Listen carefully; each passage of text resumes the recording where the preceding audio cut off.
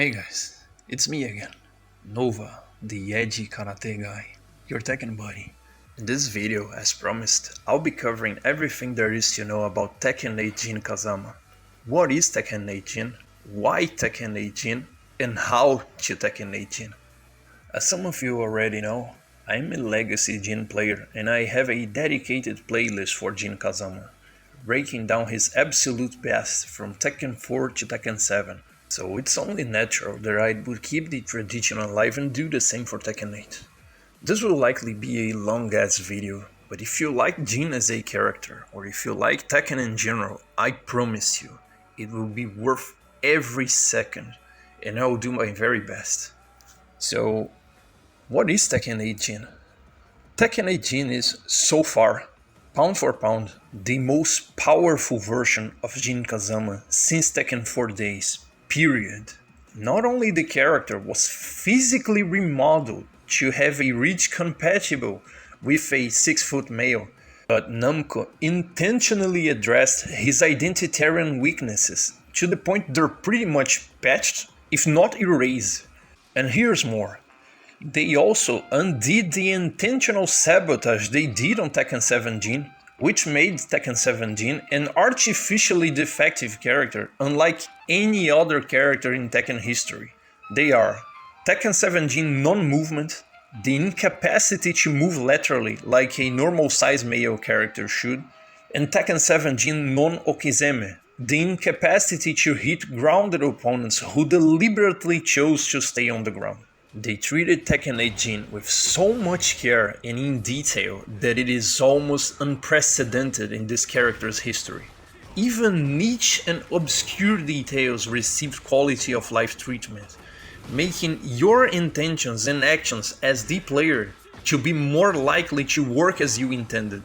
This time, the package works in conjunction with you, not you working miracles in order to make it work despite the package. This time, they made sure every single clearly defective move from his move list was treated with proper care, and they were given an actual purpose and a more powerful application, on par with the rewards of every other character, which wasn't always the case. They really dug in Jin in detail and addressed issues that should not ever exist on the first place. But these issues were a common part of the life of a Jin player since, forever, right? There is really nothing like it.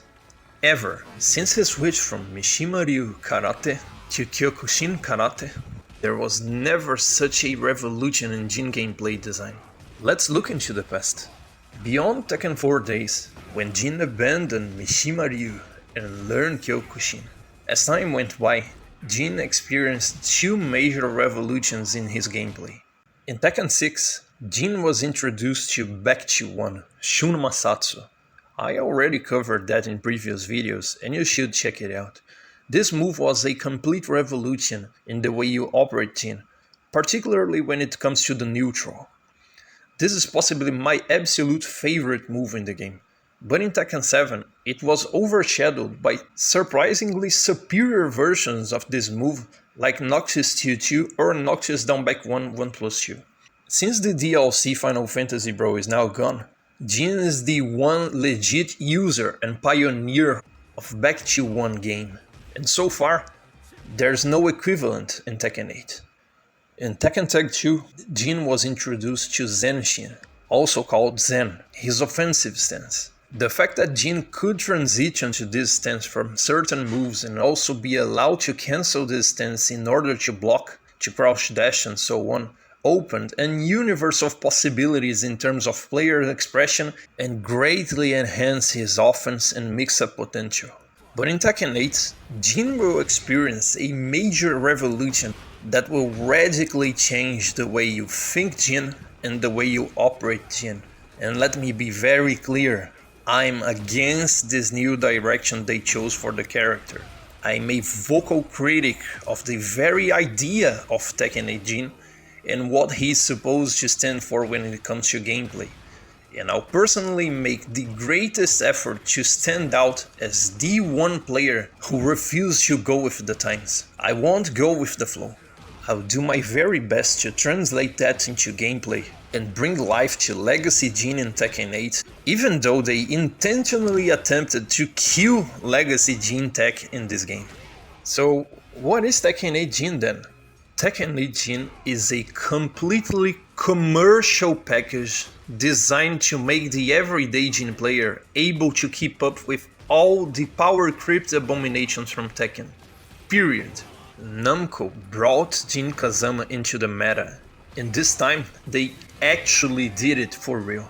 This time, the character will also reward the player, and not the other way around unilaterally as it always was since forever. Traditionally, as a Jin player, the character pretty much rewards you with the absolute worst win rate in the history of the franchise, and at the same time, the most sick, inhuman and insane highlight videos one can possibly imagine. Since he's based around a concept of virtual perfection, Tekken 8 Jin was designed in a way for Tekken 8 to be a commercial success.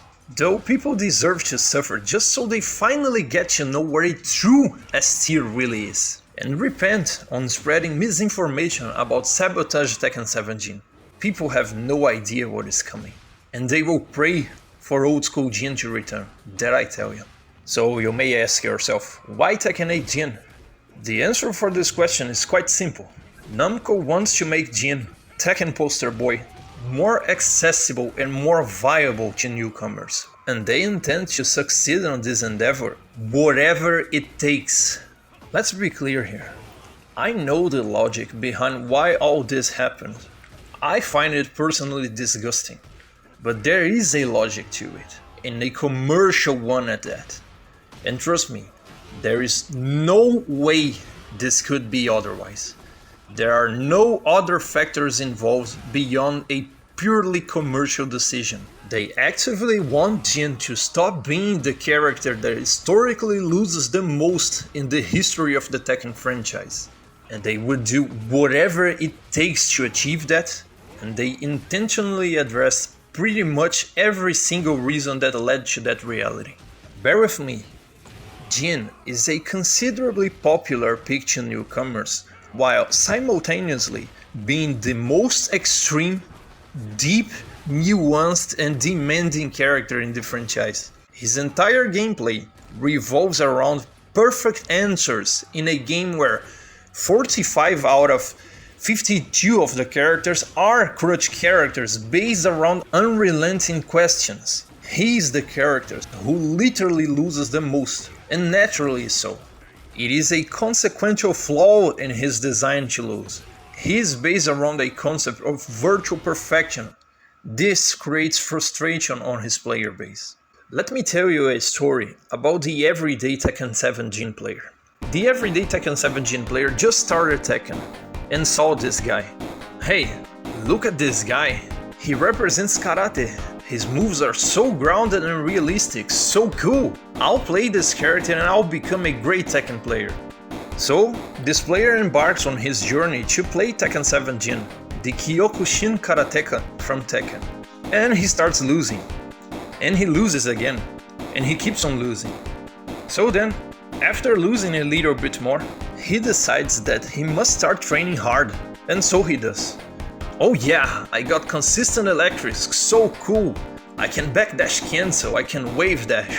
Whoa, my backdashes are so fast, I'm getting the hang of it. Only to find out, he keeps losing again. So he understands he needs to train block punishment, and so he does, and becomes quite good at it. Only to lose again, and not miss a single block punishment in the process. So he figures out he needs to work on Jin's parry and explore the infinite reactive potential it provides. And so he does it. He starts specializing in it. Only to lose again. But this time, he gets a cool highlight on the brain-dead Katarina, who got a 23-win streak on him and demoted him. So cool. I react to her hop kicks, I parry the second hit and launch punish her. See? I did triple parries on rage drives, I'm getting there. After all, the main man said my character is an S tier, just like Akuma, Kunimitsu and Feng. He said it, so it has to be true, right? Right? I can't give it up. So he then understands he needs pristine movement to create whips and electric people into oblivion. So he does a religious training regimen to the point he gets a lightning fast electric on whiffs he creates through movement. And this time, he finally gets it. He's finally able to lose again. But this time, he loses in style.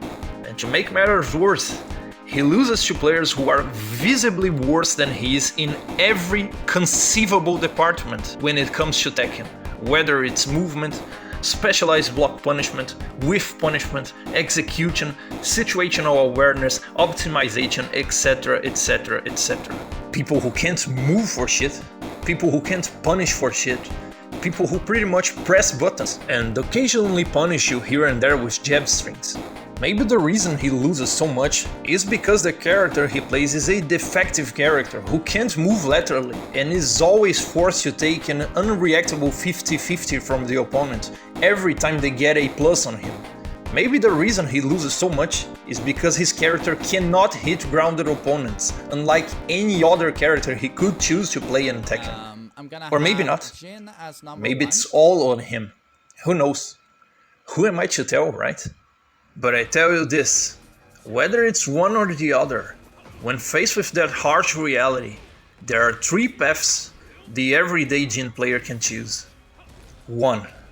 The Jin player will simply change to a character that actually works and immediately start winning. His win rate with the new character will be significantly higher than the character he passionately dedicated months or even years of his life non-stop. In 3 hours of exposure to this character, he will be already as strong and as effective as he was with Tekken 7 Jin. In a week of experience with the same character, he will be stronger and more effective than he ever was with Tekken 7 Jin. That is option 1. 2. The player will effectively drop Tekken for good. Well, if I keep losing non-stop, maybe Tekken is just not for me. There's gotta be something wrong with me. Tekken is not for me. It doesn't take a genius to be able to tell this is bad for business. This is a terrible outcome from a purely commercial perspective. The guy who drops Tekken out of pure frustration stops consuming Tekken related products. He stops buying DLC. He stops following tournaments. He stops participating in the community, and so on.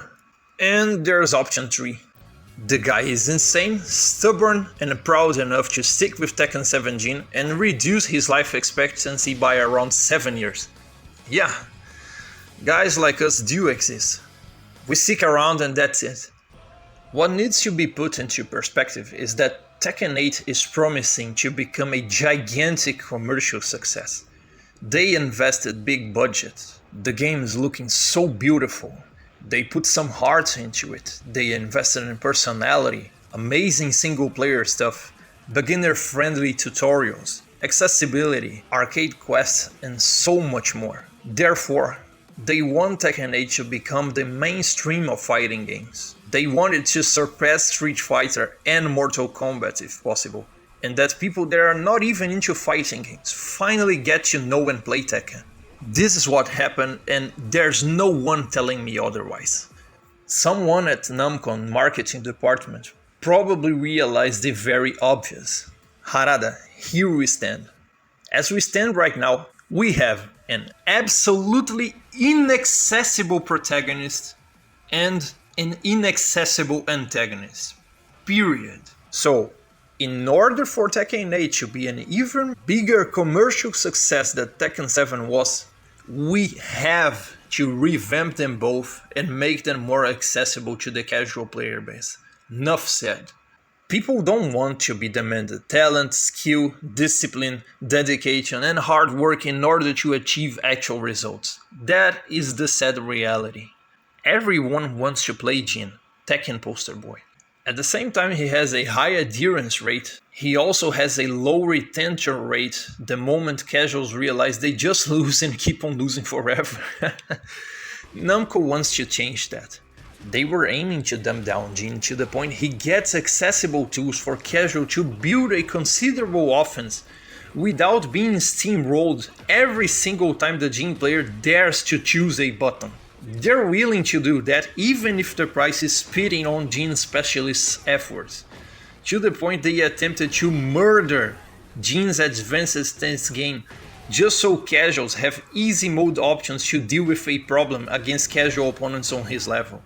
Zero brains, zero nuance. They even gave him a viable mid-power crush, which I am philosophically against.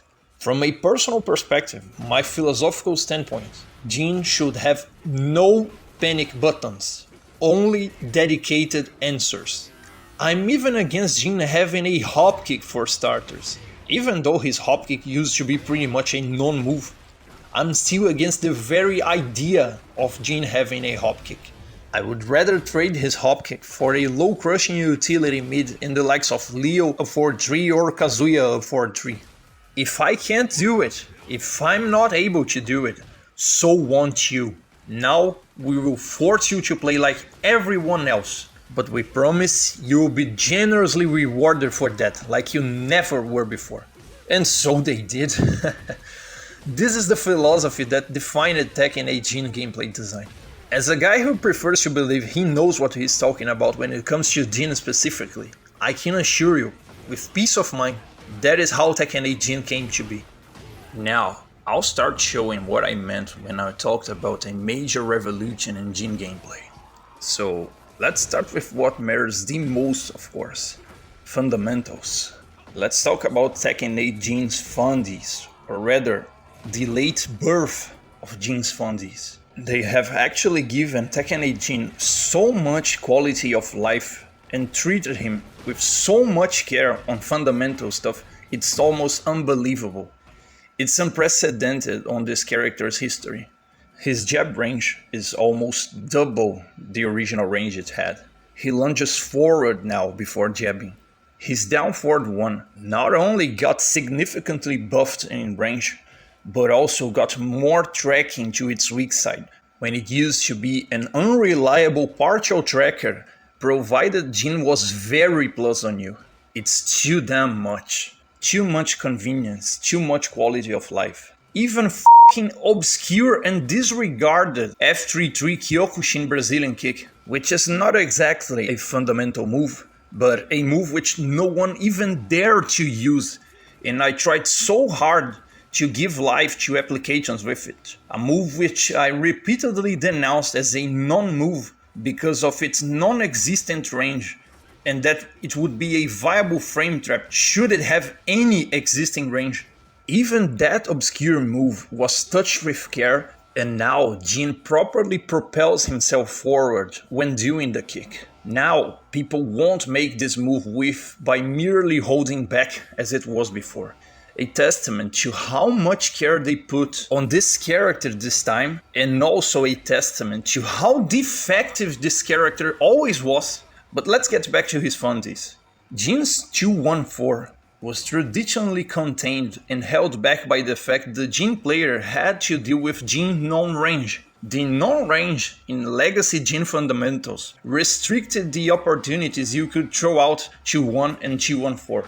Now, the chains that used to contain this string are broken. 2-1 was arguably one of the best poking jab strings in the game. But the range buff on Tekken 8 Jin's Fundamentals cemented 2-1-4 as the second absolute best jab string for poking in the game. It's only surpassed by the hit confirmable Mishima Flash Punch. Speaking of 2-1-4, have I told you Shudan Mawashi Geri is now a counter hit knockdown that guarantees ECD1? What more could you ask for? I already took old school 2-1, 2-1-4 as a privilege. This is something else.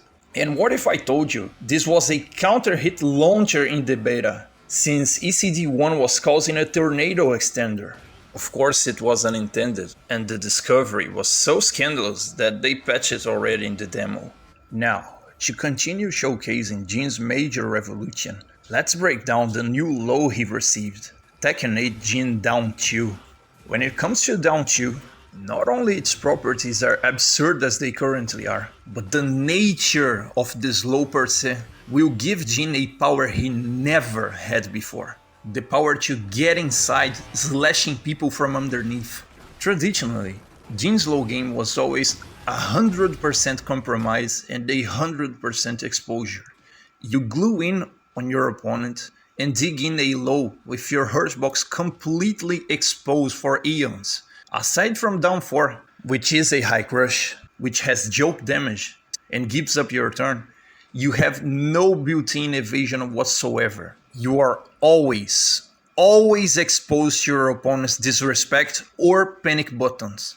This new low is not only hitting harder than a tank on normal hit, not unlike Brian Hatchet or Miguel Savage low, but it is giving a fucking counter hit combo that gives you optimized juggle opportunities, the exact same combo route you would do for an electric combo.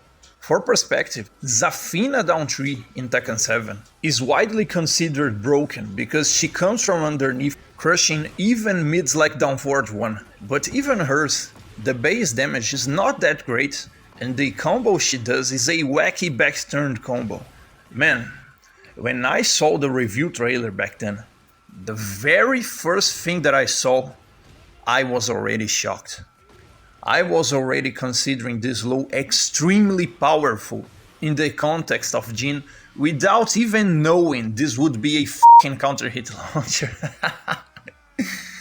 This low is dealing 22 damage, more than Jin traditional key low, down back 4 Gedama Washigeri, which gives 18 damage. This low is giving +4 on hit, also more plus than Jin down back 4, which gives +3. Also, this low forces crouch on hit, meaning you restrict your opponent's movement possibilities, unlike Jin down back 4, which doesn't. This low has also more range than Jin down back 4. This low also hits fucking grounded, unlike Jin down back 4. The mere existence of this low alone radically transformed Jin's entire Okizeme game from Tekken 7. He went from a non-Okizeme in Tekken 7 to a completely brain-dead and oppressive Okizeme in Tekken 8, which will be covered later. This low also offers Jin protection against highs just like down 4, but you won't be dealing 11 damage in the process. You'll deal 22 damage with the possibility of a fucking counter hit launcher. This low also offers coverage to Jin's weak side, sidestep right, while Jin down back 4 offers coverage to Jin's strong side, sidestep left.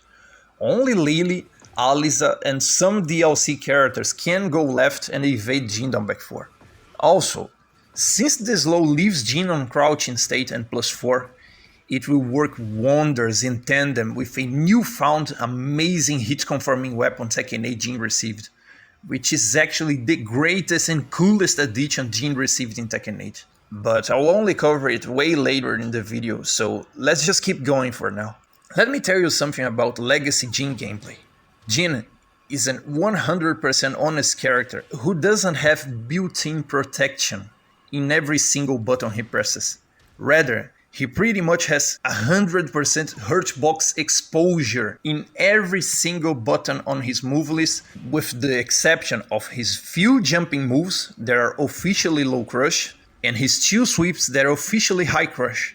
They are down 4 and Zen 4, which is not even Zen 4 anymore, but I digress.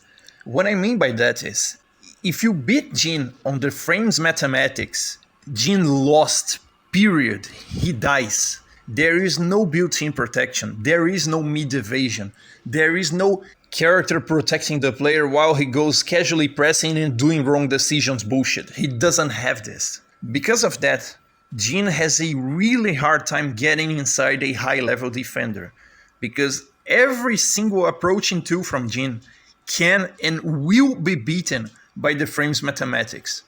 Whether it's the electric, whether it's FF2, whether it's back 2, down 1, F4, LLRK hell sweep, FF3, you name it, it will always be beaten by jabs, magic force, or proper movement every single time, like you can see.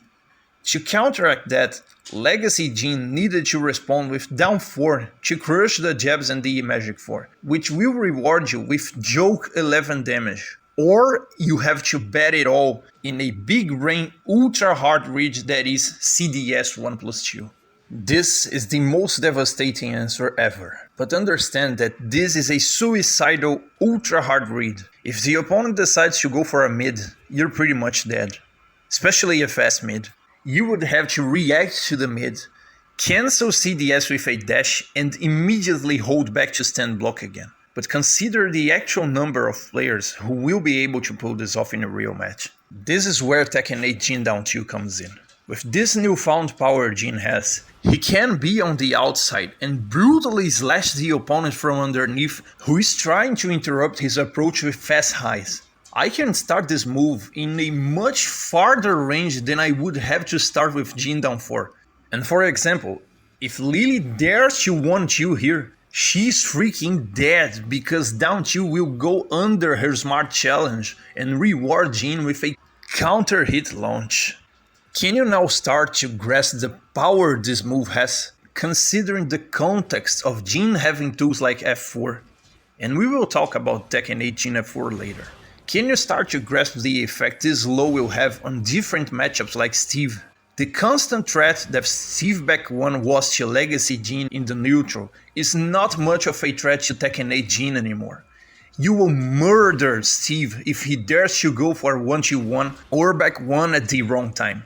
When back then, you had to resort to a meager down 4. Now you can slash Steve from outside. At a range his back 1 cannot possibly even reach you.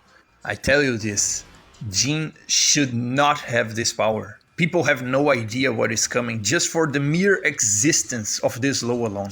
Here's what will happen. This low will make his entire low game obsolete. Period. You will always go for down 2 low for chunks and down 4 low if you wanna be extremely conservative with -12. What I can tell you is that this low needs to be properly balanced. And the proper balancing goes as followed. Reducing the damage from 22 to 18 and removing the counter hit launcher altogether, making it a counter hit knockdown with a guaranteed follow-up. The problem is, there is an elephant in the room. Tekken 8 Jin down 2 cannot be balanced unless they address the elephant in the room. And this elephant in the room not only remains from Tekken 7, but was made even worse in Tekken 8. The elephant in the room is called Jin down back 4, Jodan Mawashi Geri, the textbook Kyokushin low kick, and traditionally, Jin Ki low. At the same time they presented this abomination that is Jin down 2, they made Jin down back 4 the absolute worst low from this category in Tekken 7. Even worse than it was in Tekken 7. I mean, what the f*** is this? What is the meaning of this bullshit? It's like Namco deliberately wants Jin players to be unidimensional, greedy and brain dead. What in the actual f*** is this? Let's talk about Jin down back 4. Jin down back 4 embodied Jin's Kyokushin roots. This was always his key low traditionally. Jin exposes his entire hurt box on your face and digs in a low kick on your outer thigh.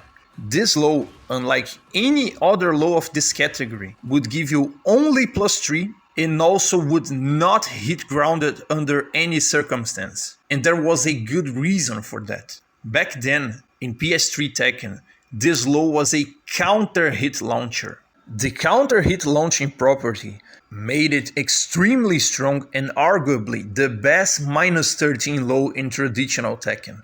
This low was extremely strong, but then came Tekken 7 Season 3 and they decided Jin would only get a counter hit knockdown, just like most lows from the same category. The problem is they didn't make a compromise or a proper counterbalancing for the removal of the counter hit launcher. Jin retained the very same shitty properties that used to justify the existence of the counter hit launcher, making it the absolute worst low from this category. Every single low from this category will either deal more damage, give more plus, give much bigger rewards on counter hit, hit grounded, or all of it together.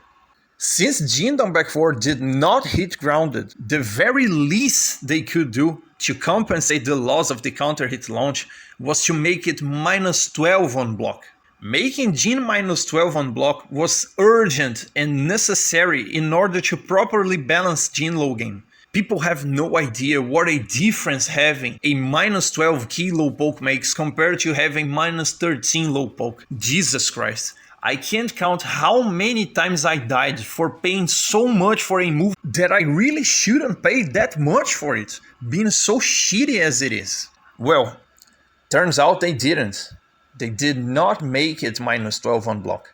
Come Tekken 8, they had the audacity to double down on this travesty and essentially killed this move for good by retaining the very same shitty properties, but now also removing the counter hit knockdown. I mean, at this point, anyone can understand this must be deliberate. They are essentially saying, use down 2 and f*** everything else. Be a chimpanzee and be generously rewarded for being a chimpanzee just like everyone else. With this down 2 low, they pretty much gave Jin the power to fight fire with fire. Oh, you're gonna go full cancer on me. Alright, I can go full cancer on you this time as well. This is the elephant in the room, and it must be addressed. When any hypocrite starts complaining and whining about Tekken 8 Jin down 2, show this hypocrite Tekken 8 Jin down back 4. While this elephant in the room is not addressed, people deserve to suffer with Tekken 8 Jin down 2. Period. The proper balancing for Tekken 8 Jin low game would be bringing back Tekken 8 Jin to his Kyokushin roots again, and making down back 4 his actually rewarding key low. It is Jin down back 4 the one who should be the stronger and the most rewarding low poke, because Jin is completely exposing himself when doing down back 4, unlike down 2. Tekken 8 Jin down 2 must be a secondary utility weapon to be used under very specific circumstances when the need arises. It must not give devastating damage since you are slashing from underneath from a very long distance and doing everything for you. 18 damage is more than enough. This also should not counter hit launch. In order to exist a proper balance, Tekken 8 Jin down back 4 should be made much stronger and Tekken 8 Jin down 2 should be made much weaker. By making Jin down back 4 stronger and down 2 weaker, you bring a sense of order and purpose in the entirety of his low game. You bring back sanity. You bring back Jin more closer to his Kyokushin roots, and the Jin player will have to turn on the big brain aspect again to choose the perfect low that the situation demands. And if you don't agree with me, well, be my guest. Good luck with Tekken 8 Jin down 2. I hope you have fun getting your legs slashed from under you when you try to step to Jin's weak side, and that you get counter hit launched by trying to interrupt Jin approaching on you with your jabs. Now, let's talk about Tekken 8 Jin F4, Mae Geri. What they did to counter hit raw F4 combo conversion is a travesty, an insult to Jin specialists. Now, any chimpanzee with crappy execution can consistently combo counter hit raw F4. No one should be able to have this power for granted. The player should be extremely talented and earn this power through elite execution. The elite conversion from raw counter hit F4 was just one of the many reasons Jin was absolutely inaccessible as a character for 99% of the player base. And they spat on every single Jin player who can consistently convert it no matter the distance. There must be like around 100 guys on the planet who are actually consistent with it. And I'm being optimistic about it. You really had to earn this power, and I was completely in favor of it being like that. Now, for the price of the easy combo conversion, they drastically reduced F4 original range. Jin had absolute supremacy when it came down to the long range, keep out counter hit launching kicks. Jin Mae Geri had superior range to Brian 3+4, superior range to Lily F4, while also being one frame faster. The price Jin had to pay for this supremacy was the elite execution demand for the conversion, which made Jin an absolutely inaccessible character by default, and also the low damage output from this elite combo conversion. Jin absolute max damage for the counter hit conversion was 68 damage, and the combo demanded execution to the very end, otherwise you couldn't properly connect the max damage and max carry ender. Now, if you have good execution, you will deal much more than 68 damage, and you will also have a much greater wall carry. Actually, you don't even need good execution. Even the staple route any chimpanzee can do will lead to better damage perspective than the elite conversion from Tekken 7 Jin counter hit F4. This is a travesty, and I'll denounce it. I'll keep denouncing it. This should not stay as it is. This really should not. Now, for the price of getting this newfound power, the down 2 low, which will completely revolutionize the way you think and operate Jin, coupled with the easiness in being able to casually convert counter hit F4, Namco attempted to completely murder Jin's advanced stance game and completely dumb down the way his stance game will work. Traditionally, Jin's CDS and Zen game is not only an advanced tech with gameplay applications, it is an art form, a form of player expression. It is a completely separate discipline Jin players must master along with his reactive game, which is potentially the most powerful weapon in the game. I express myself with the character through the extensive use of stance cancelling, crazy stance loops with different behaviors, etc. People already recognize my Jin with an alternate ID precisely because of that. And not only that, I completely mastered his Zen game to the point I will always make the best optimal choice according to the outcome. Perfectly cancelling Zen on block or steamrolling the defender who doesn't down forward one check with Zen 1 plus 2, always making use of the plus 11 to plus 12 on hit, stance moves, dash moves, crouch dash moves, and always converting the combo on counter hit. Namco wanted all this acquired skill to become obsolete. They intended to shorten the skill gap and level the playing field at any cost with a makeshift solution by completely reworking and dumbing down Jin options inside the stance to favor low-level and mid-level Jin players facing low-level and mid-level opposition. Turns out it will backfire on them in glorious fashion, like poetic justice, because once again, they did not count on the outer factor, the unseen variable. Jin players. Let's see the reworked options from Jin's stance game. You have Zen 1-3, which lost the wall carry property, will lead to an air throw animation, and became a max damage ender for infinite stages. You have Zen 1-2, which had the second hit reanimated to resemble Devil Jin Back 1-2 Brimstone Strike. The second hit can also be cancelled into a break-in step, but this break-in step has some special property that is kinda... well... Then you have Zen 2, which is a high power crush hit engager, which will be used by low-level Jin players to bulldoze the opponent's wrong retaliation when he transitions to Zen on block. Then you have Zen 3, which is not a counter hit launcher anymore, but a counter hit knockdown, and it's alright, we can take it. Then you have Zen 4, which is a crazy flying mid dive kick that is plus on block, has variable frames, numerous properties and different applications for the neutral, for low crushing, for approaching, for Okizeme, for setups, and so many more. Not only this move is completely alien to traditional Jin gameplay, but there are so much possibilities to explore. People will have a very hard time dealing with this move, particularly if the Jin player has understanding of active frames and the concept of meaty.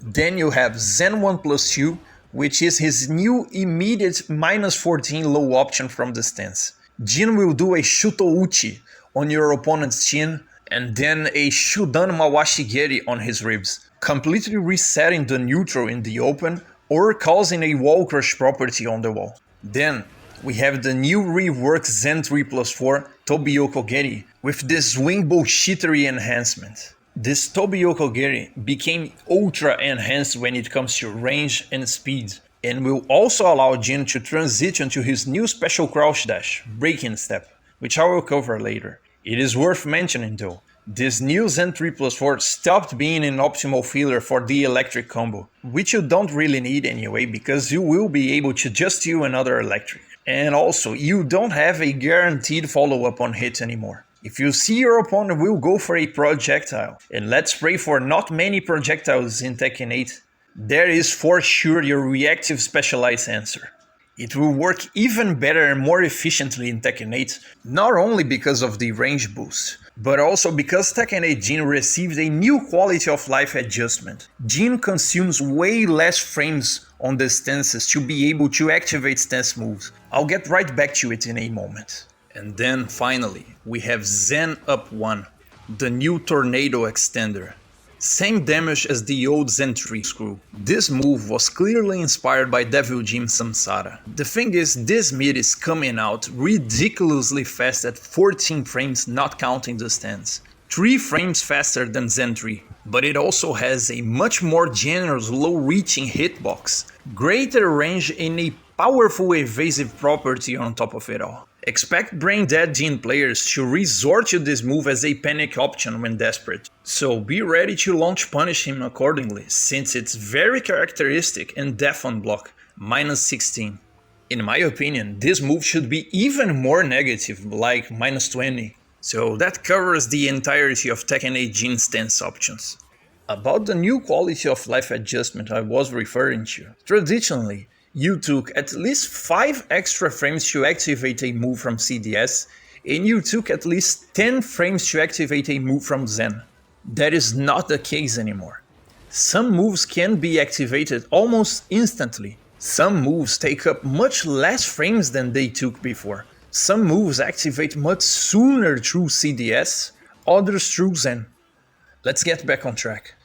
The radical change in Jin stance game will greatly favor the low-level and mid-level player base. This new stance game is designed for the everyday Jin player, to a certain point, to be allowed to commit bad decisions which would be taken as small-brained, reckless and imprudent decision making for what is taken as optimal Jin standards, and still have the possibility to come out on top nonetheless. Traditionally, Jin would permanently demand that you always take the absolute best decision and go for the most optimized action according to the actual circumstance. It was a permanent burden of perfection. Either you go for the perfect decision or you die.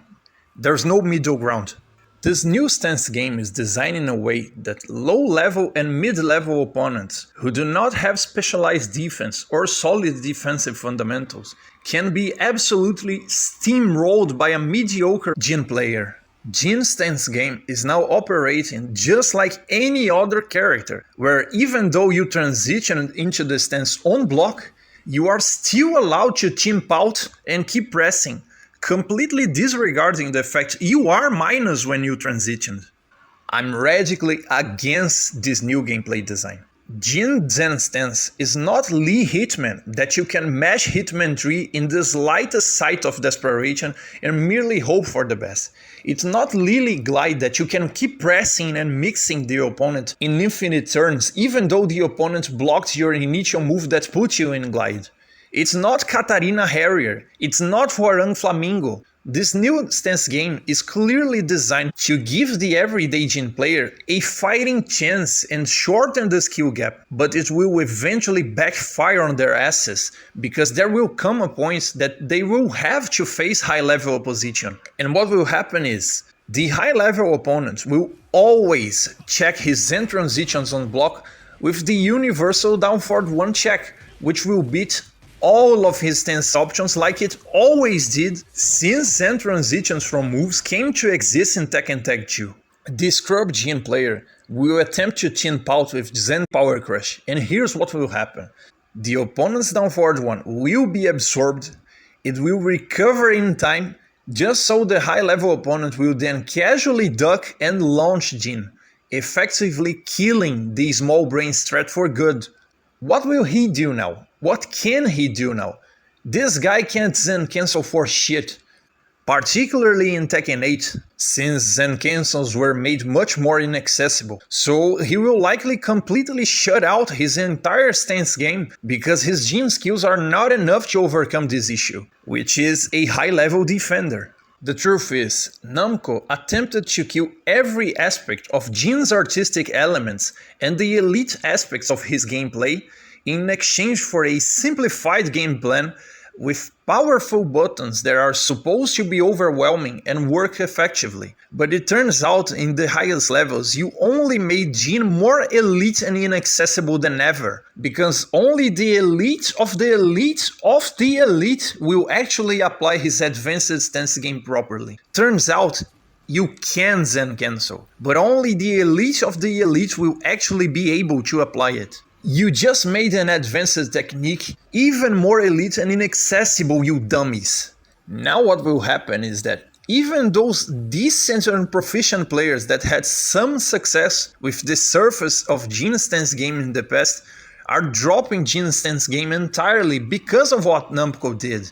Because what demanded constant awareness and advanced execution from the Jin player now actually demands even more awareness and robotic execution from the player with these lightning fast counterintuitive inputs.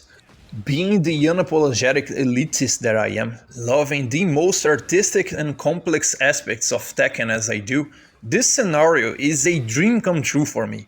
What Namco did will open some room for true player expression that I could have never even dreamed. It will demand even more religious dedication to the character, and this dedication will actually stand out.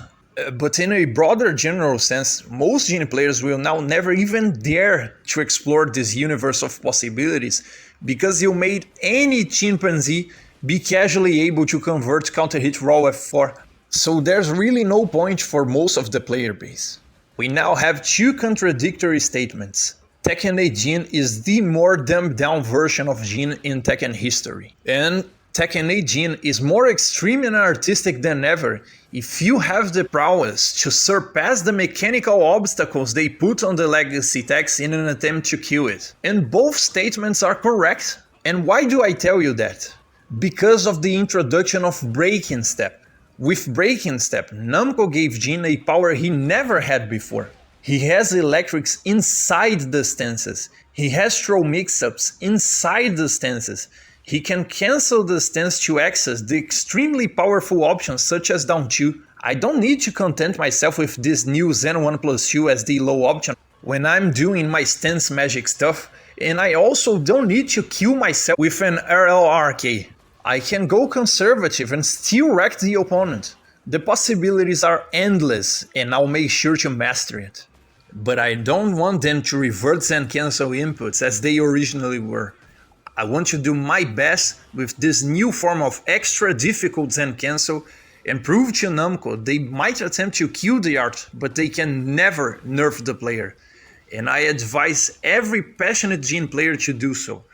Let's completely master his new stance game to spite Namco in their attempt to make Tekken 8 Jin a commercial abomination and a more accessible travesty. Because of the introduction of Tekken 8 Jin Down 2, Jin LLRK, his Hell Sweep, was severely nerfed. It doesn't cause a back-turn combo anymore. I believe it's the dev's way of compromising for the existence of Down 2. But now, Jin has the worst reward among the Hell Sweeps, while being the most exposed and reactable Hell Sweep among the Mishimas. It's not like it's the end of the world though, considering Down 2 as it is made everything else obsolete, and also because the damage from this new LLRK is actually decent, coupled with the fact it gives Jin a very oppressive Okizeme situation in a game where he actually has an Okizeme. Unlike Tekken 7 Jin. Jin LLRK became even more threatening at wall situations.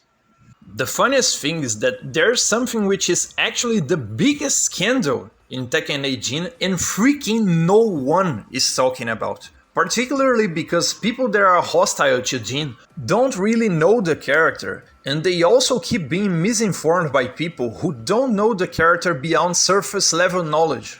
But the fact that people are receiving so much salty and hypocritical feedback about Tekken 8 Jin 2 from notorious voices in the Tekken community is making the biggest scandal in Tekken 8 Jin go completely under the radar, and I will show you.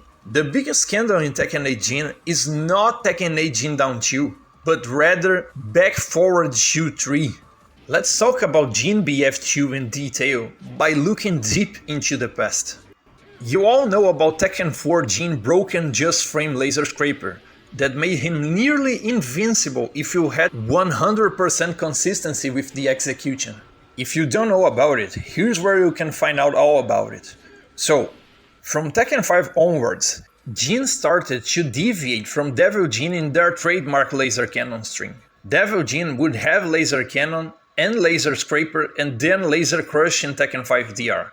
While Jin received Evil Intent in Vanilla Tekken 5, a mid-high mid that was supposed to differentiate Jin Kyokushin Karate from Devil Jin Shitoryu Karate. But the thing is, back in Tekken 5 days, the first hit from their strings, that Mawashi Tsuki, was shared among Jin and Devil Jin, meaning Jin retained that insane movement lockdown property that Devil Jin Back Forward 2 is known for. Only Lily can casually sidewalk this string. Every other character will either not move at all or have a hell of a time trying to sidewalk it, like Alisa. Then came Tekken 6 and they made sure to completely differentiate Devil Jin Back Forward 2 string from Jin Back Forward 2 string. Jin Back Forward 2 was completely reanimated, receiving a more sophisticated footwork, lunging forward without crossing, while Devil Jin will always cross his footwork. But they didn't do it for cosmetic purposes only. This change had gameplay implications. Jin Back Forward 2 doesn't have the full tracking property Devil Jin Back Forward 2 has. Jin Back Forward 2 will only fully track if Jin is +6 or above. Usually, Jin Back Forward 2 is useful to catch people trying sidestep duck, and it also provides some decent coverage to sidestep right, but it is extremely weak to sidewalk left. The advantage Jin Back Forward 2 has to Devil Jin Back Forward 2 alone is damage, and that Jin Back Forward 2 has a better hitbox coverage from underneath. It is more difficult to apply mid-evasion against Jin Back Forward 2, whereas crutch characters like Xiaoyu, Zafina and Lily will casually murder Devil Jin by going under it through the universal protection on the buttons they press. So in Tekken 6, Jin gained a variation called Kato, Back Forward 2-3, which is a mid-mid to hit opponents who are keen on ducking the high follow-up, which is also a counter-hit launcher. This mid-mid was always -12 on block, and rightfully so, I believe. This variation was made even more powerful from Tekken Tag 2 onwards because Jin was introduced to the Zen stance, and so Jin could transition his Back Forward 2-3 into Zen for more offensive capabilities with infinite mix-up potential, at +17 on hit. The fact that Jin could also frame perfect Zen cancel Back Forward 2-3 into Zen into -12 made it a nightmare string to deal with, assuming your character did not have a 12 frame mid on his move list. Because an extremely good Jin player could make Jin safe from a down forward 1 check. The universal 13 frame mid check would not be able to punish Jin. Devil Jin on the other hand went the opposite way. He gained a mid-high wall splatting lateral combo called Laser Slice, so he could capitalize more damage backed by the fact no one in their right mind would duck Devil Jin laser cannon second hit. But here's the thing, once Jin got the Zen transition in Tekken Tag 2, there was absolutely zero reason to go for raw Back Forward 2-3. If you went for raw Back Forward 2-3, you would be exposed to any kind of punishment, even an autopilot jab string that would be otherwise high crushed by Zen. Not to mention, you still could perfectly go for optimized combo routes by merely Zen cancelling, no problem. By always going into Zen, In frame perfect Zen cancelling, you naturally put the entire burden of finding the fastest mid to punish you, assuming he even had it on the first place, entirely in your opponent's shoulders. You had zero reason to go for raw back forward 2-3. I would only go for raw back forward 2-3 if I was playing Tekken 6, simply because I have no other choice. Sanchin did not exist in Tekken 6. What you need to understand is, Jin back forward 2-3 is not something to be used casually, or at least wasn't. And I'll get to that in a moment, bear with me. The purpose of Jin back forward 2-3 was to use it sparingly, particularly by doing it delayed, just so you could catch people trying to duck and launch punish Jin back forward 2-1, and then constantly mixing the timing when doing it in order to not become predictable and be jab interrupted. You can kill jab interrupt attempts by doing immediate timing back forward 2-3. But then came Tekken 8 and they made Jin back forward 2-3 safe on block. I'll repeat, safe on block. I shit you not. This is scandalous. This is the craziest thing that could possibly happen. If you give such an absurdity to a Jin specialist, this is a recipe for disaster. I will extensively use back forward 2 non-stop. And people are whining about Jin down 2, for God's sake. People have no idea what is coming. And it doesn't stop there. Since they reduce negative frames from back forward 2-3 in order to make it safe, this will also apply to his Zen transition, meaning Jin will enter back forward 2-3 into Zen while +2 on block instead of -1.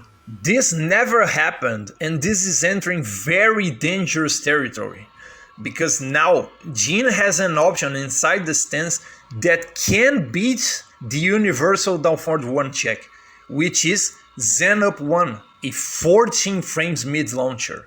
This creates nuance that never existed back then. The absolute best thing you could do was to frame perfect Zen cancel and pray the opponent did not use a 12 frame mid such as 1+2 in order to punish you. Now, if he tries 1+2, your chimpanzee Zen 2 power crush will beat him. But if he tries to go for the universal down forward 1 check to beat your chimpanzee Zen 2 by ducking and launching you, down forward 1 check will be murdered by Zen up 1. That being said, back forward 2 string as a whole is Tekken 8 Jin most powerful tool now. Not down 2, not F4. Now, let's talk about Tekken 8 Jin movement, which is a very dear subject to me in particular. Namco finally decided to undo the sabotage they did on Jin lateral movement in Tekken 7. Not only they went for a different direction in Tekken 8 as a whole, allowing for something more like traditional Tekken lateral movement, but Jin's physical remodeling made Jin able to have decent lateral movement like a male character his size should. The new environment favored it, and also the physical remodeling addressed him directly. Finally, for God's sake, no more getting clipped and murdered by 100% linear moves when trying to move sideways. I prayed so much for the return of traditional Tekken movement, and it seems like my prayers were answered. I even asked some of my Tekken friends to run some tests, and as you can see, things are looking brighter. You should check out their channels for some good ass Tekken as well. Once again, I will be able to get my opponents back multiple times per match if they're careless enough to let me do it, by neglecting the usage of homing moves. This was my main concern and priority above anything else when it comes to Tekken 8. The return of lateral movement. But things can't really be perfect, can they? Well, turns out current Jin Backdash is an absolute pile of shit compared to Tekken 7 Jin Backdash. They drastically reduced the space covered from a single backdash. Also, if you rush the cancel to go for light speed backdash cancels, Jin literally won't budge. He will barely move.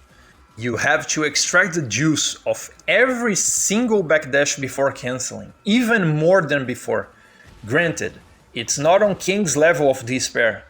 You can at least somewhat move backwards, but the space covered per second is so small, so drastically reduced, that it makes so hard for Tekken 8 Jin to be able to create an actual whiff. This has to be reverted.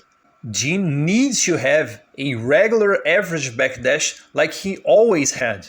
You see, apparently, Kazuya was also suffering from the very same problem in CNT and CBT. But Kazuya players complained, and now Kazuya backdash was reverted to normalcy and sanity in the demo. He's backdashing smoothly, just like Tekken 7. Why can't Jin backdash properly as well? Is there any modern Tekken game where Jin won't have defective movement of any kind? For God's sake! What's the point of having a monstrous electric whiff punishment if you can't create the freaking whiffs? I pray that they fix this shitty backdash. I want to be able to create space. I need and I must create space. Why the hell do I have an electric then? Oh, and by the way, the backdash motion, back, is cancelling into one another much faster than they ever were. Meaning a Jin player who does back, is not that far off from a Jin performing actual legit backdash cancels. Let's now talk about Tekken 8 Jin Okizeme.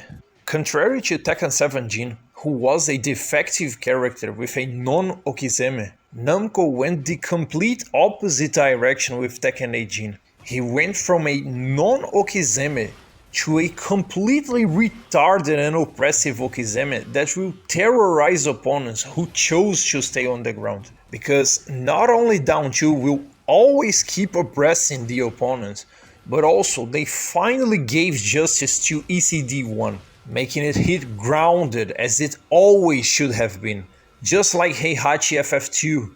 So it doesn't stop at the opponent being terrorized by staying on the ground, because his situation by getting up doesn't improve either. By getting up, the opponent is forced to deal with a 50-50 between down 2 or ECD1, or any of Jin's wake up options, because the Jin player will be aware that the opponent cannot possibly choose to stay on the ground anymore. So he can start capitalizing with safer and more sophisticated options. The fact that the opponent is constantly terrorized by the threat of down 2 or ECD1 forces him to get up in order to not get hurt. And even if he does get up, the burden of reacting to Jin down 2 is entirely on his shoulders. You can't simply stay on the ground and side roll right to negate all my options anymore. I will hurt you. Let's talk about Tekken 8 Jin Breaking Step. Breaking Step is a special kind of crouch dash Tekken 8 Jin received. In this special crouch dash, Jin will have access to electric versions of CD1 and CD2 regardless if you press the just frame input or not. This will boost Jin capabilities even further because traditionally, Jin was strictly forbidden to go for an electric by entering a crouch dash from a stance, either CDS or Zen. It would always come out the non-electric versions of the move, even if you did press down forward and 2 in the exact same frame. In order to do an electric, you had to cancel the crouch dash into a dash and only then be able to go for the electric input. This would take up extra frames to be done and expose Jin even further. Also, when Jin is in heat state, every regular crouch dash he enters from neutral will also have breaking step properties. It will always autocorrect your inputs and make your non-electrics into electrics. But this pseudo breaking step from heat will consume a portion of the heat bar whenever Jin doesn't manage to get a legit electric. This is accessibility done right. While this property doesn't help the specialist at all, the beginner player will feel so good in being able to throw electrics, even at a price. Then, the price he pays for his fake electric will motivate him to master the legitimate electric. Let's talk about Tekken 8 Jin Down Forward 2. Tekken 8 Jin Down Forward 2 is a new claw utility mid he received to replace the absolute pile of shit of a move that was the previous Down Forward 2. Tekken 8 Jin Down Forward 2 is sort of an abomination as it is. While this move has joke damage, it not only has a great range, but also has a very good tracking property to Jin's strong side. It will be perfect to cover sidewalk left without resorting to an electric, which is a high, but it doesn't stop there. Tekken 8 Jin down for 2 allows Jin to transition into breaking step. This breaking step, unlike the breaking steps that transition from Jin stances, cannot be cancelled in any way, but there's a teeny tiny little detail here. If Jin goes into this breaking step, regardless if Jin went into breaking step while down forward 2 was blocked, Jin can merely hold back and he will be completely safe on block. This is ridiculously absurd and unprecedented for Jin standards, to the point I refuse to believe it works like that. You can't make this shit up. This isn't right. This can't stay like this. The proper way to do it is that they needed to force the player to cancel breaking step in order to be safe on block, while slightly buffing the joke damage from 12 to 15.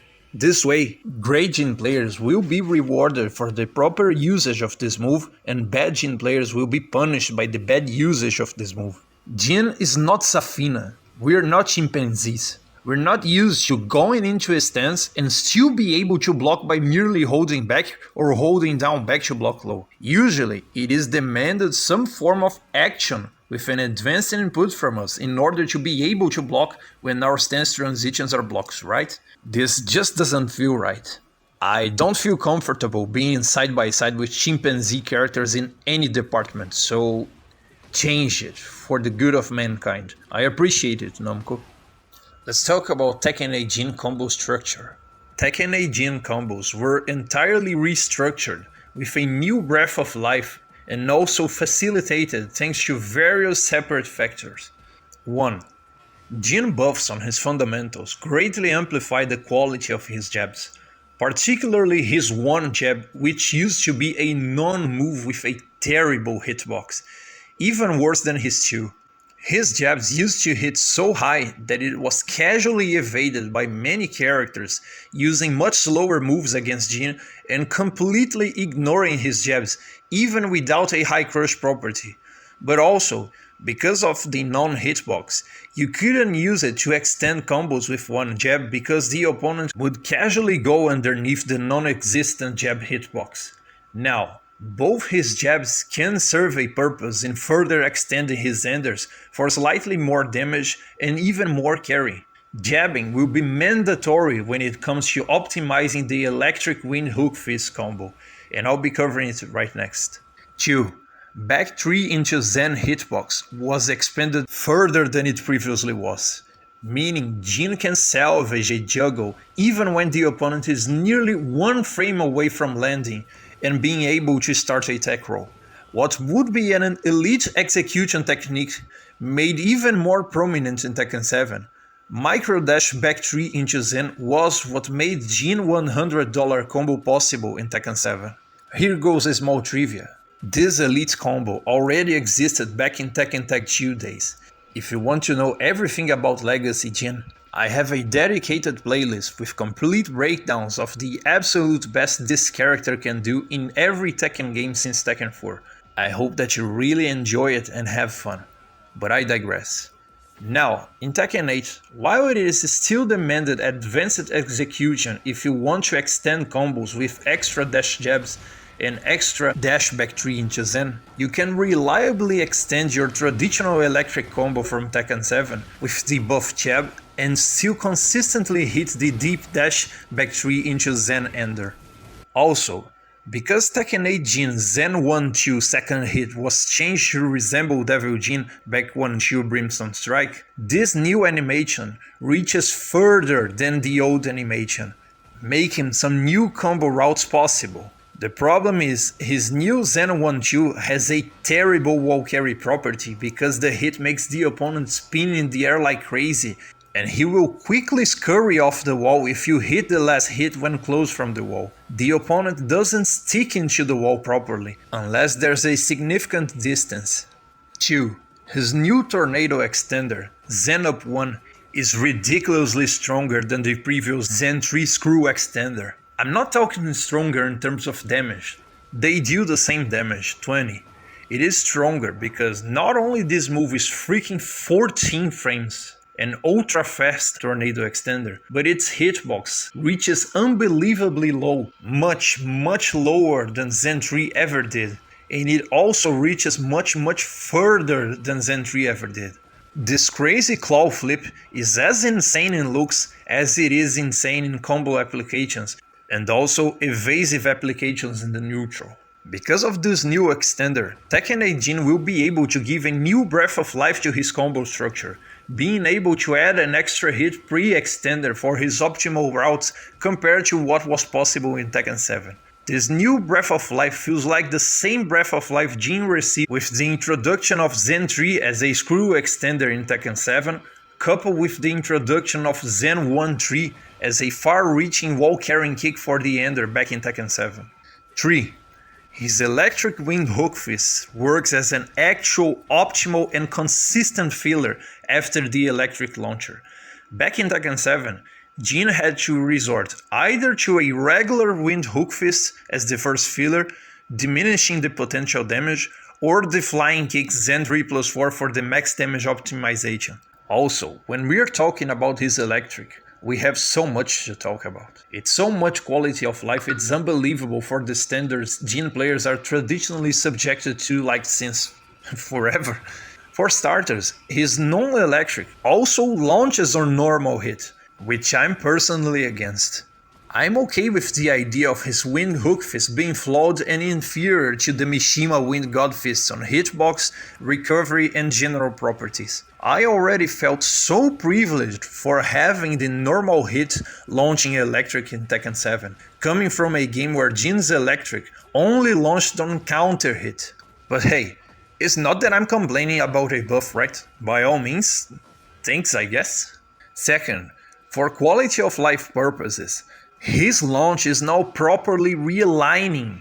In a sense, you will always get consistent combos no matter which angle you started the launch. Back in Tekken 7, you had to sometimes give up the staple ender and go for something like back to 1 as a makeshift ender in order to not drop the combo ender entirely, because back 3 Zen could and would whiff.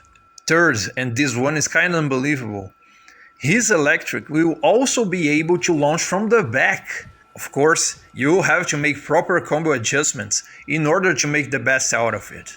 I didn't have much time, but these are the ones I immediately came up with. Oh, and by the way, remember Jin's Brazilian kick? Beyond the massive range buff, they actually gave Jin's Brazilian kick another application.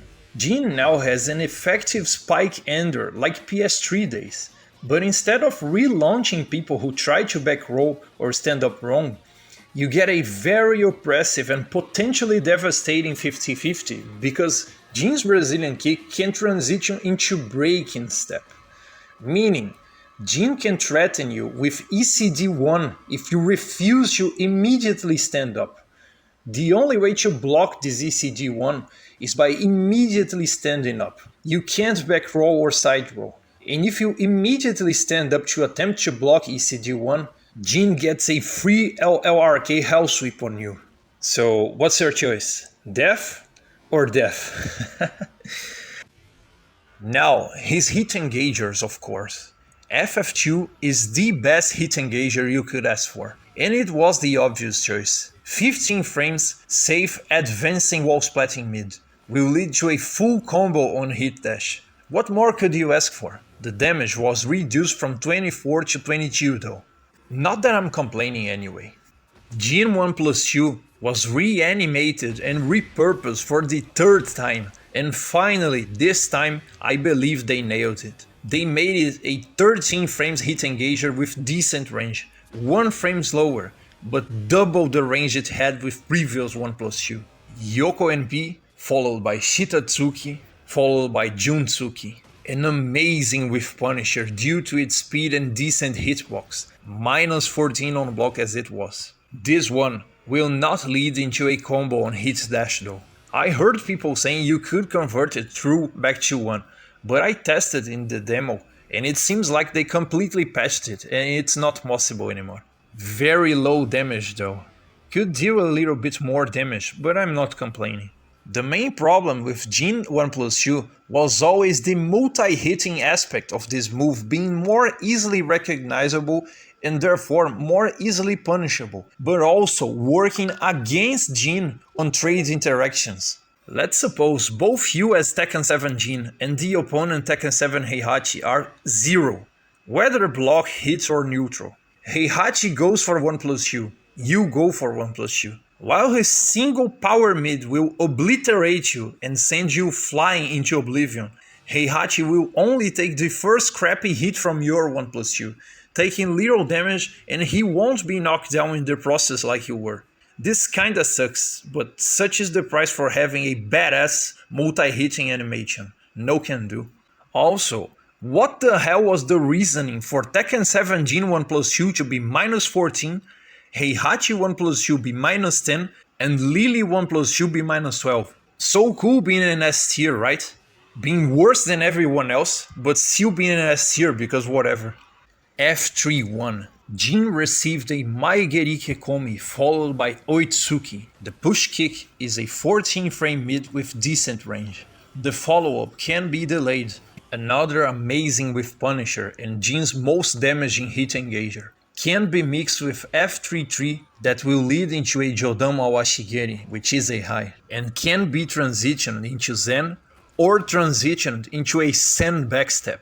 Of course, that means his old school sidekick, down for 3, is gone forever. Not that it will be missed if this push kick does the same job as a 14 frames mid and also packing a better hitbox as well.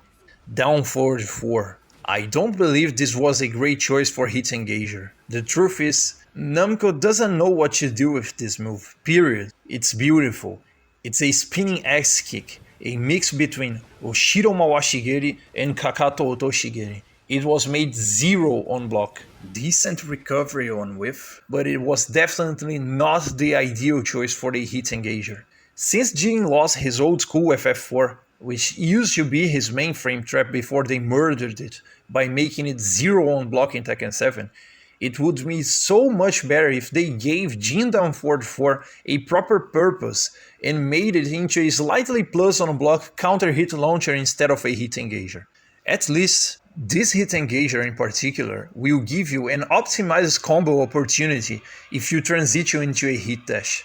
Among all of Jin's hit engagers, this one will lead to the best hit dash combo by very far. And finally, his last hit engager, Zen 2. This is his high power crush from the stances. This is the move that a chimpanzee Jin player will go for in an attempt to bulldoze through your retaliation when the move that transitioned him into Zen was blocked.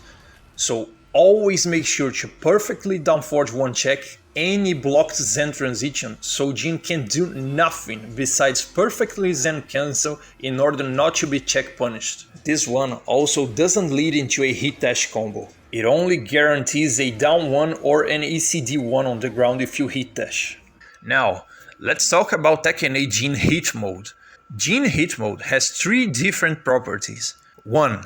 Just like anyone else, he will cause cheap damage on any move. 2. Jin has access to a powered up version of Sanchin Dachi, his power stance. This powered up version is the Tekken 8 new interpretation of the old school Omen stance. From there, Jin has access to powered up versions of Mishima-ryu moves. You approach your opponent and activate the stance. If the opponent blocked, you will be given a certain amount of frame advantage, which is not that gigantic, but still will give you an uninterruptible option. If it connected as a normal hit or a counter hit, the opponent will be brutally knocked down to the ground, and it will cause a gigantic plus, which will also lead to a wall splat when there is a wall involved. These are the options Jin has inside Omen. You have Omen 1, which is Omen Thunder Godfist. This one works kinda like Heihachi TGF, but it is an immediate premature tornado, so your combo will be just like your Electric Wind Hook Fist staple. You have Omen 2, which is the good old Mishima Electric Wind Godfist. This Omen version is a special mid though, just like the special electric from Tekken Tag 1 Jin. This is your uninterruptible option, and it will cause cheap damage. Considering you entered Hit from an engager, you have the right to tease your opponent by chipping him 3 times at best, even though I would advise that you make use of the last remaining hit bar to hit smash instead, since it's a much better option instead of doing a third Omen with Godfist in my opinion. You have Omen 3, which is an Omen version from Devil Jin Crouch Dash 3 Demon's Hoof. A jumping, safe mid-launcher, extremely linear though. You also have the low variation Demon's Tail, which is done by holding the input. And finally, you have Omen 4-4, which is Devil Jin Spinning Demon Hell Sweep. It works exactly like Devil Jin Hell Sweep from Tekken 7, in the sense it's a full launcher if you go for the first hit only, or a brutal natural combo string that ends with a powerful spike that has also a floor break property if you end the string. And finally, the third property from Jin Heat. While Jin is in Heat mode, every single crouch dash that comes from the neutral has raking step properties, meaning every non-electric will be auto-corrected to an electric at the cost of hit bar per usage.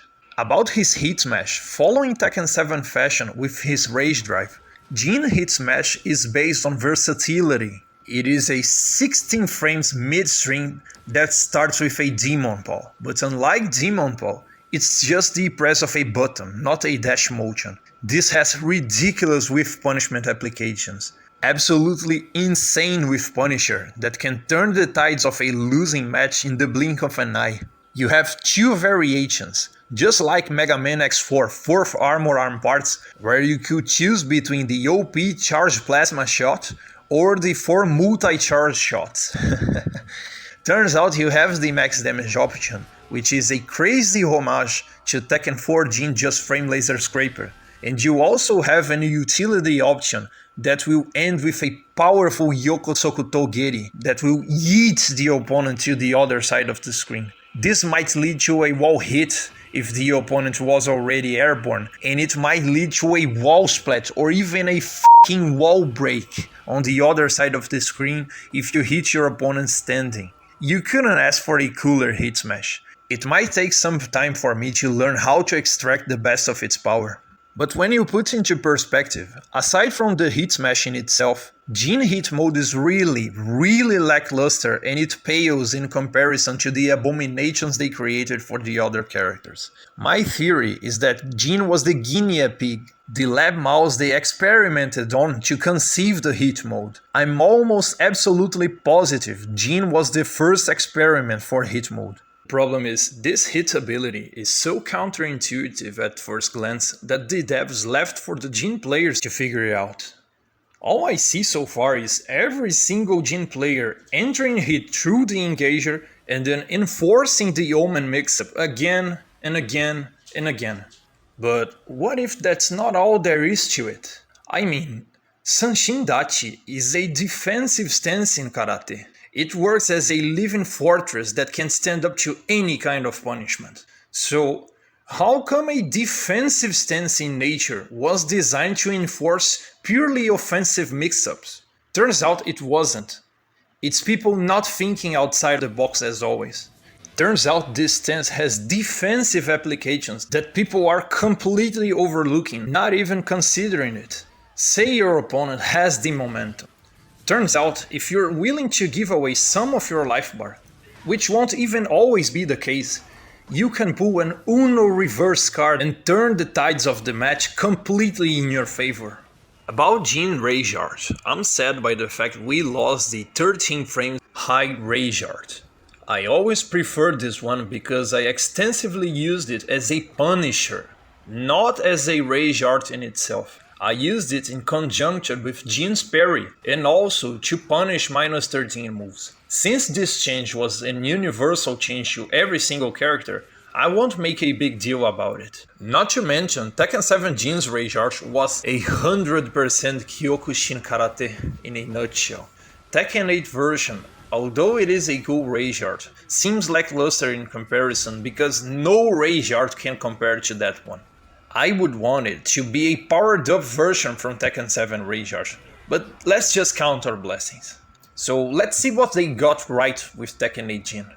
Jin's new outstanding punishers are the absolute best things that came out of Tekken 8 Jin, hands down. Let's talk about them in detail. While standing 4-4. Enough said. Imagine being able to actually punish -11 and -12 lows for good damage without having to rely on an extreme technique that is crouch cancel 2-4. Tekken 8 Jin received the equivalent of a Mishima Tsunami kick, but it is more akin to Kazumi while standing 4-4 since it's a mid-high. They were kinda lazy in terms of animation though. They pretty much recycled his Jodan Mawashi Geri animation for the second hit, aka Jin Magic 4, his roundhouse kick. Kyokushin karatekas would go for a downward motion on the roundhouse after the Mae Geri. We would do Mawashi Kubi Geri, aka Brazilian kick. Kazumi does it right. Animation aside, I'm more than satisfied with the damage and the plus frames on hit. It is safe on block. If people want to make you pay for throwing it out, they have to react to it and duck it. It's worth mentioning, there is no possibility of delay. You have to commit to it. Honestly, considering what we had to work with, I couldn't ask for more. This is so amazing. The incapacity to properly punish -11 and -12 lows was just one of Jin's identitarian weaknesses. They also erased that in their commercial attempt to make Jin a viable, functional character, but I won't be the one to complain. It's about time people start paying for their bullshit. Now, while standing 1-3-2-1-4-2, Kazama style 6-hit combo redux is probably the coolest thing that happened to Tekken 8 Jin. As I briefly mentioned earlier, this move will not only work as a very damaging punisher for -13 lows, but it also can work as an insane hit confirming tool for the Jin players who excel on hit confirming skills. You simply can't go wrong with this move if you know what you're doing. Down 2 and Kazama style 6-hit combo redux alone will be the easiest Tekken God Omega I would ever get in my life. I'll make use of hit confirming skills non-stop. I will also deliberately train for this, like religiously. If you happen to figure out whether your opponent is playing on P1 or P2 side, he might be absolutely f***ed. And you should actively look out for this info, by the way. Even the most chimpanzee Jin player will be able to stop it while standing 1-3-2-1, the 4th hit. Even though the 3rd and the 4th hits were made punishable for balancing purposes, the threat of the low sweep will effectively force people to duck, making the opponent concede the punish opportunity in order not to be swept and knocked down. So you don't exactly need to be a hit confirming beast in order to make decent use of this string. Now we have FF4. This move is amazing. A brutal Yoko Sokuto Geri. This will be your longest reaching advancing tool. It has a very long and deceptive range considering its relatively fast speed. The damage is brutal, and despite the fact it sends your opponent flying backwards, doesn't change the fact you can still pursue your opponent on wake up with another one through wave FF4. The opponent won't be allowed to do anything if his intention is to go for a panic wake up option or even a movement attempt. You have the right to remain silent. Bam!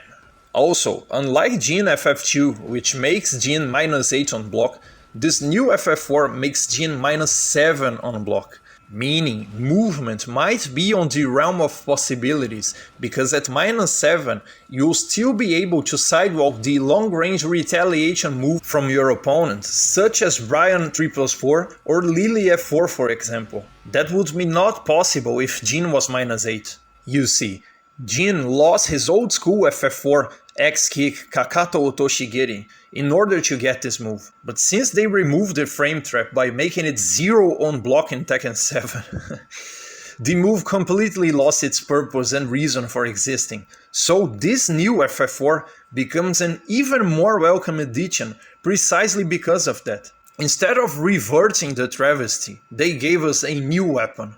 Now, Jin's Magic 4, Jodan Mawashi Geri.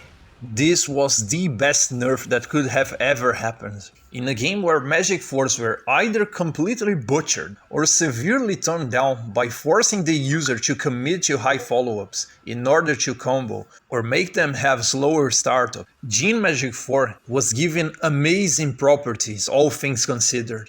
Sure, it's not a counter hit launcher anymore, but when you hit counter hit Jin Magic 4, the opponent will be staggered at minus 13, meaning you will get a free hit engager with 1+2 or a free down force 1-4 if you seek more damage. Both will also lead into a wall splat, meaning it's potentially more dangerous when close to the wall than it was before in Tekken 7. And not only that, as a martial artist and a Kyokushin karateka, I'll be able to rejoice the pristine rechambering animation when Jin connects Jodan Mawashi Geri. This is textbook Kyokushin technique. This is how we throw a roundhouse. I can take this nerf no problem just by it being so visually pleasing to the eye. The addition of back 1-2, Shun Maten. As a homage to the absence of Zen 1+2, Jin finally got a working 12-frame Punisher he never had. His 1+2 range was so shitty it couldn't even punish wake up mid kicks. Now Jin not only will reliably punish -12 for good damage, but it will also catapult the opponents in the air. This new move also has multi-purpose combo applications, being a tornado extender and also a desirable carry ender for some situations where it would work as Jin back to 1 but dealing more damage. This is something I will personally have to work on. It is a weakness I have as a player. Since Jin pretty much never had a functional 12 frames Punisher and I never trusted 1+2, it is very counterintuitive for me to go for back 1-2 because my mind always drives me to go for down forward 1-4 as the intermediate Punisher between 2-4 and the electric or down 3+4. When I need a longer range Punisher for when the opponent is not in launch punishable territory, my mind instinctively drives me to down forward 1-4. Turns out back 1-2 is a more powerful alternative now, and the optimal Punisher for -12 to -13 range, since not only it deals more damage and catapults the opponent, but it also gives a knockdown in a game where Jin actually has an Okizeme that actually exists. So I should look forward to finally engrave this in my mind by training non-stop. The addition of back 3-2. Back 3 alone, Hisageri, used to be a 16 frames mid knee with a terrible hitbox, terrible coverage from underneath, and 200% linear to both sides. This move could also lead to a Zen transition, and when you transitioned into Zen, back 3 became a 15 frames mid with a greatly expanded hitbox, which would give very good hitbox coverage from underneath, combo potential, and a very strong tracking to Jin's weak side. With the price being Jin being completely vulnerable in Tekken 7 when it comes to back 3 Zen on block. No matter how frame perfect your Zen cancel is, back 3 into Zen into frame perfect Zen cancel would lead Jin into -13 on block at the very best, meaning a competent defender will always not merely check Jin Zen transition on block with the universal anti-Zen check, a 13 frames mid, likely an universal down forward 1 check, but rather punish Jin for using back 3 into Zen. Back 3 into Zen was supposed to be one of Jin's absolute best moves to cover his weak side, while being totally vulnerable to his strong side. But it was rendered basically obsolete because a good defender would always punish the Zen transition on block or even kill you for daring to run through with Zen 1+2. So what did they do in Tekken 8? Since Tekken 8 Jin Zen 1-2 received a new animation, they pretty much recycled that solid Seiken Gyakutsuki Jin had in his old Zen 1-2 and fused it with back 3. They also accelerated raw back 3 to be 15 frames like back 3 into Zen, but it retained the shitty hitbox properties from raw back 3.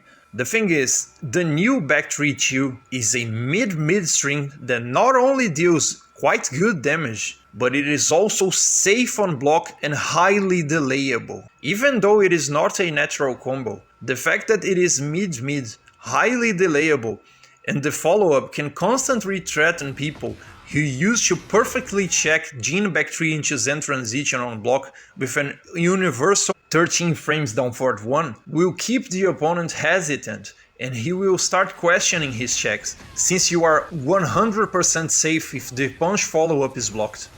This move will also function as a dedicated wall adjustment for Jin. You can use it to put opponents on the wall with a great damage output while simultaneously preserving your tornado extender to be used on the wall.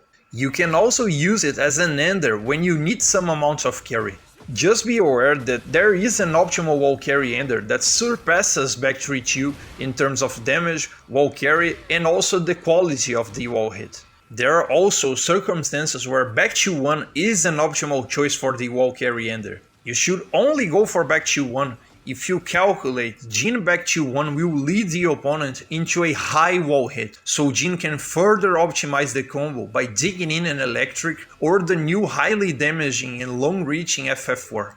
The addition of 1-2-1 on his jab string variations. This is your easy combo extender.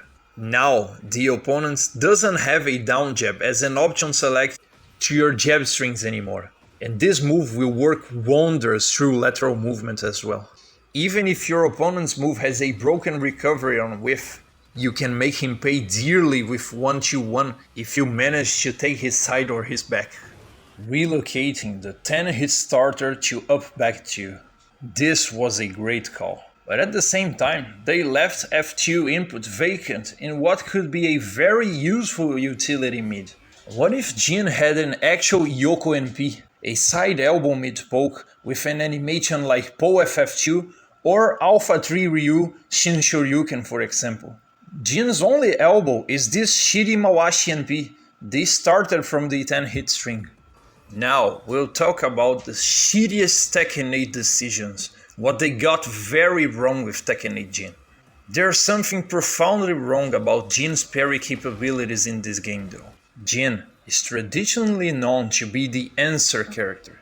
Through his parry and the other reactive tools that complemented his parry where his parry wouldn't shine, it made him virtually the ultimate Tekken character in controlled environments. Provided the one playing Jin is a supercomputer or a tool-assisted machine, the character is essentially invincible, and the main reason that made Jin invincible in controlled environments was his parry. Jin's parry had an universal application to it. Provided you had the reflex to do so and the incoming move was a high or a mid, unblockable or not, Jin could parry pretty much anything. Punches, kicks, knees, elbows, headbutts, flying kicks and punches, two-armed attacks, and two-footed kicks, weapons, and even physical projectiles.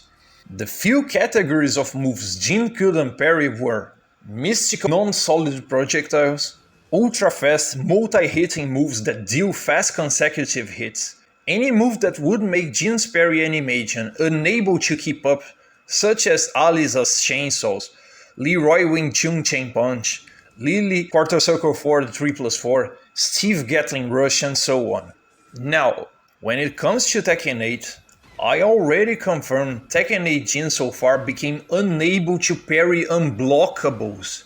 Charge moves such as pole charging moves, hit bursts, hit smashes, and rage arts. That is when I'll radically disagree with Namco, and whoever came up with this idea, let me tell you a little something from the bottom of my heart.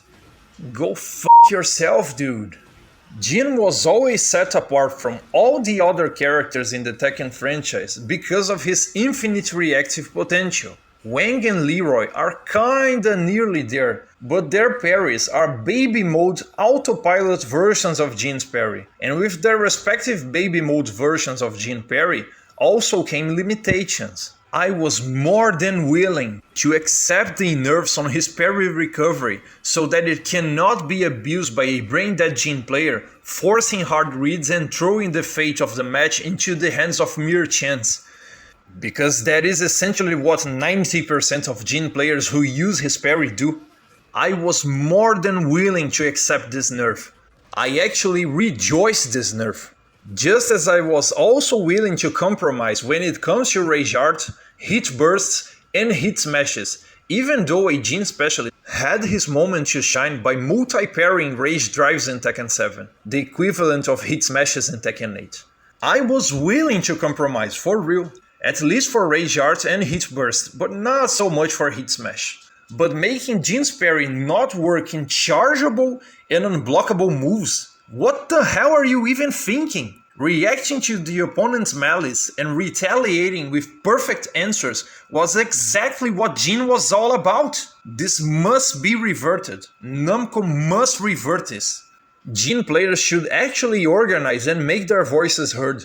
One thing is nerfing the parry for those who don't actually deserve to have it. People that keep forcing deductive parries on hard reads. Another is killing the infinite reactive potential of those who actually deserve to have it. Jin Parry is a power that must be earned, and we as humans, no matter how skilled and proficient with Jin's parry we can become through natural reflex, training, experience and dedication, we still can't even grasp the true, full potential that Jin's parry provides because we are not supercomputers. We can only keep attempting to rip layers and layers and layers and more layers of the surface to get to the core. We must keep climbing a mountain which we know we will never actually reach the peak. But the treasure is in the process, not the end in itself. You should be incentivizing excellence, not punishing it. The parry recovery nerf on Whiff was something I personally desired. I look forward to it. One of my greatest concerns when the rumors that Jin had his parry recovery severely nerfed started kicking in was the possibility that Jin would take guaranteed hit follow-ups in fast, multi-hitting machine gun-like moves that Jin was always completely forbidden to multiple parry. Back then, when you parried such moves, Jin would end up blocking the subsequent hits because he's forbidden to parry the subsequent hits. Even if you attempt to parry on reflex, nothing will ever come out. I was concerned that if Jin parried the first hit, because of the rumored nerf, Jin would be unable to block the subsequent hits. But that's not the case, and thank God that it is not. What actually happened is they nerfed the recovery on whiff. This is the best nerf that could have possibly happened. Now, if a brain-dead Jin player tries to Hail Mary parry out of lottery guessing, now you can easily launch him if you bait him. Skilled Jin players who will only parry by reacting to your moves on reflex will apparently be completely unaffected by this nerf.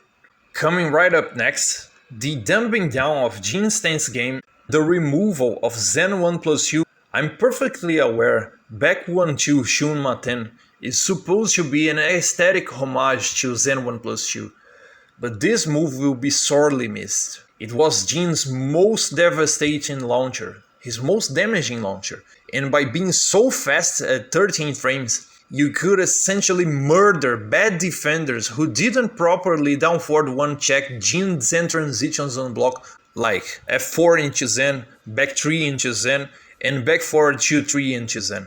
Zen 1+2 was also the most devastating reactive answer in Tekken when coupled with Jin CDS sudden backwards evasion and the high crush status from CDS or Zen. Now, CDS up 1 will be the move that will serve this purpose, so it's not like it can't be circumvented.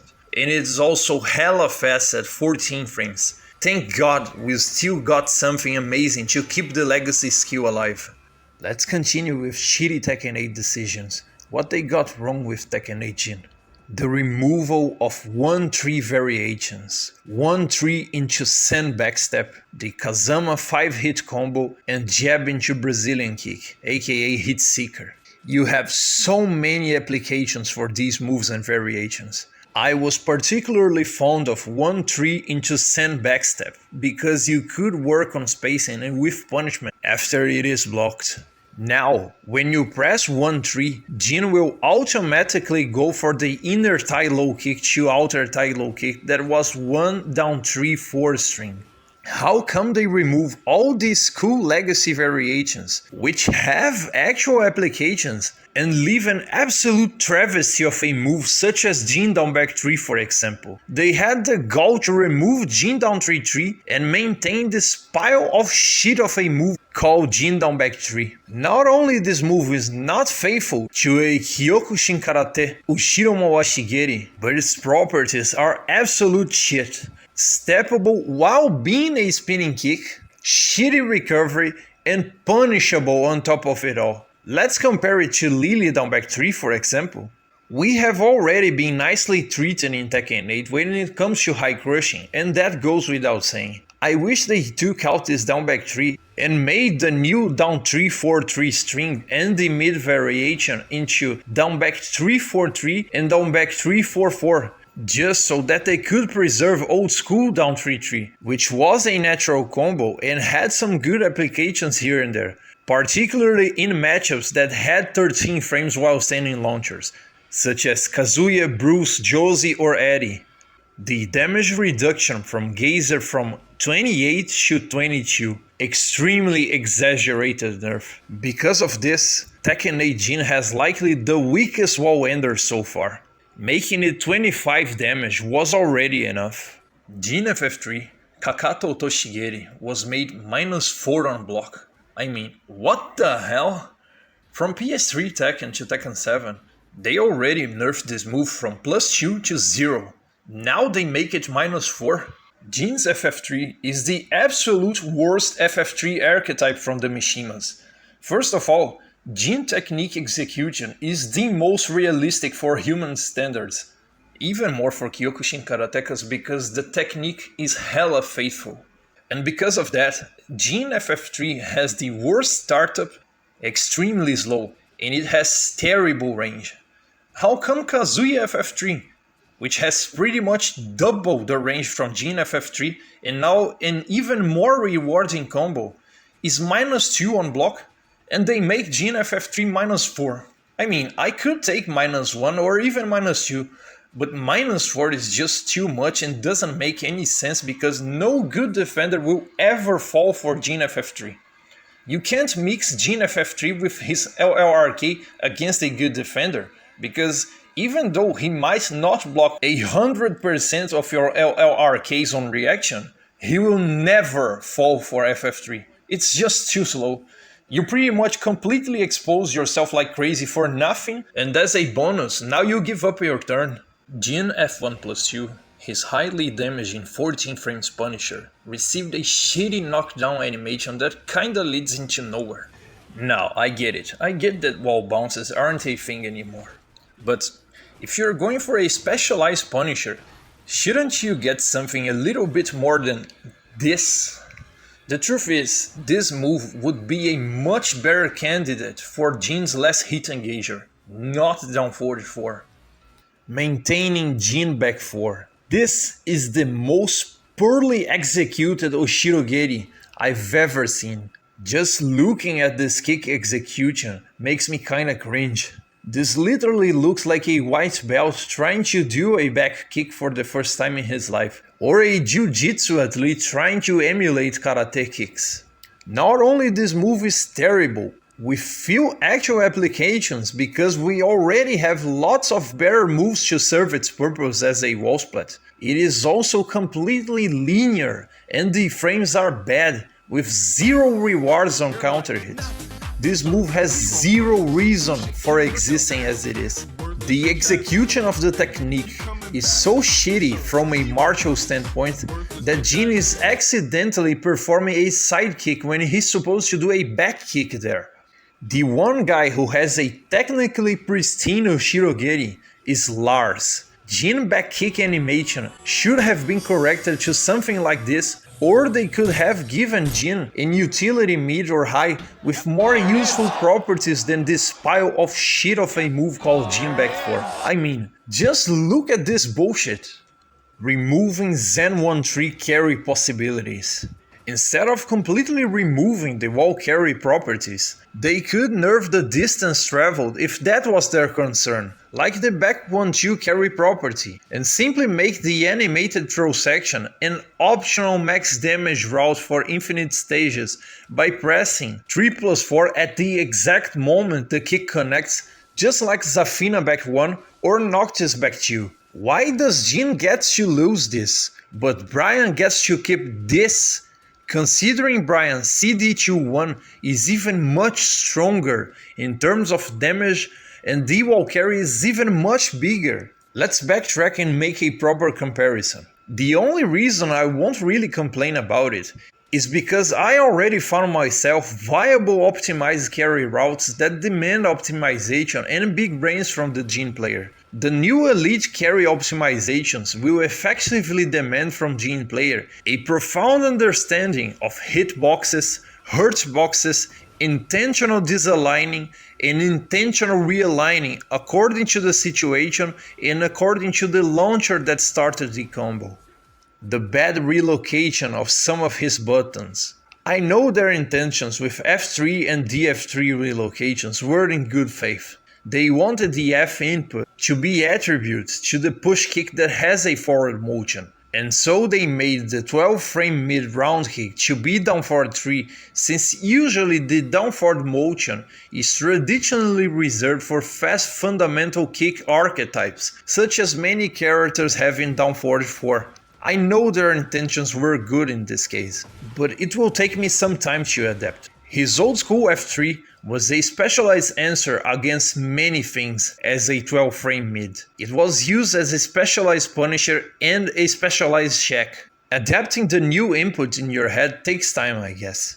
Just like the relocation of CDS from back 1 to back 3+4, Zen from down 1+2 to F3+4, and Suigetsu Strike, the Sabaki parry, from down forward 1+2 to back 1+2. It might take some time to get used to, but it is a change for the better in the long run, trust me. Now I want to talk about the last wasted opportunity, changing while running 3 animation for good.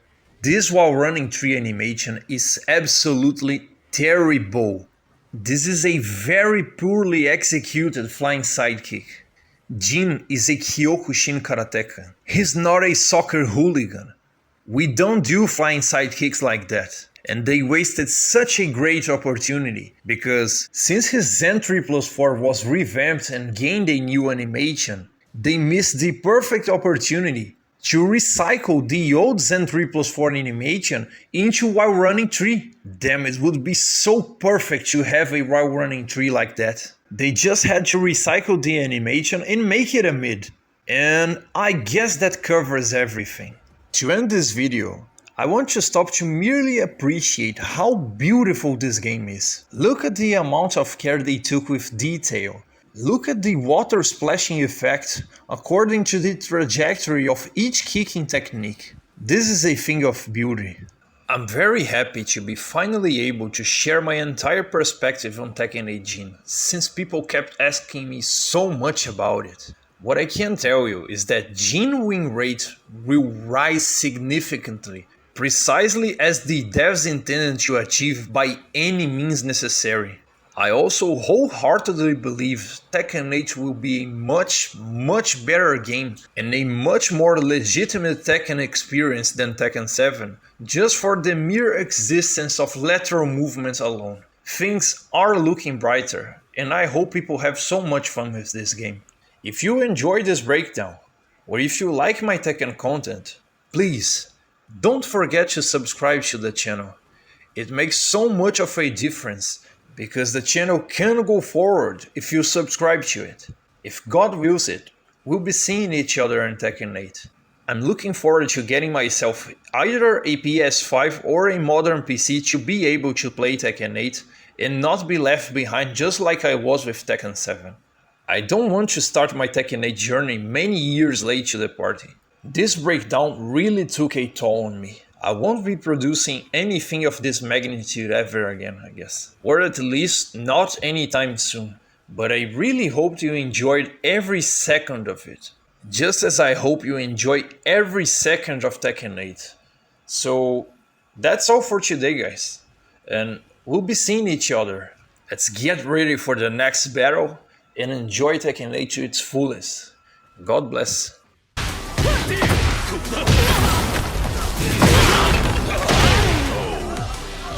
Fight!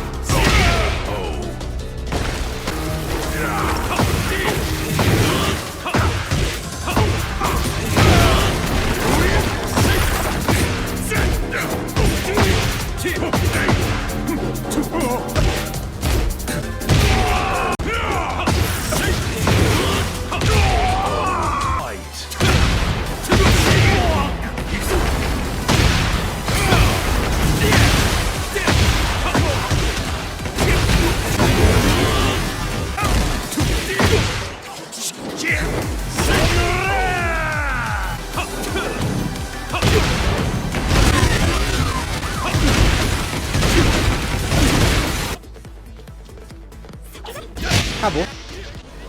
Meu Deus. É muito cara o Jin. O cara que sabe jogar de Jin é de fuder, velho. É igual o cara que mexe no Photoshop. Eu acho bonito.